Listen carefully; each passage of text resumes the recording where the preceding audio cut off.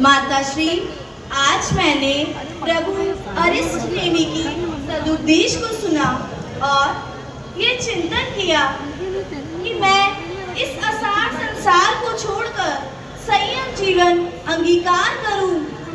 मेरी वैसे भी इस संसार के राग रंगों में किसी भी प्रकार की कोई आसक्ति नहीं है। मेरे बेटे, मैं क्या सुन रही हूँ?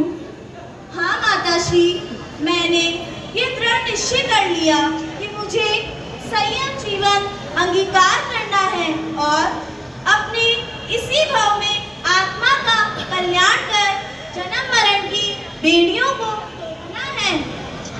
मेरे बेटे, मैं तुम्हें ये आज्ञा नहीं दे सकती। तुम्हारा कितना कोमल शरीर है और फिर संयम जीवन तो तलवार की धार के समान है।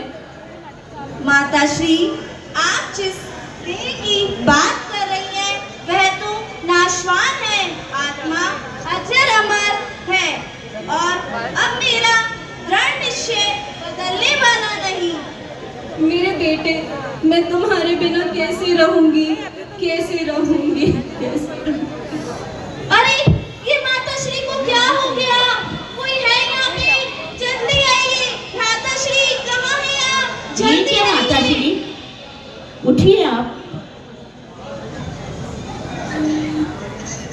माताश्री, अब आप विश्राम कीजिए। आप अंदर पधारिए।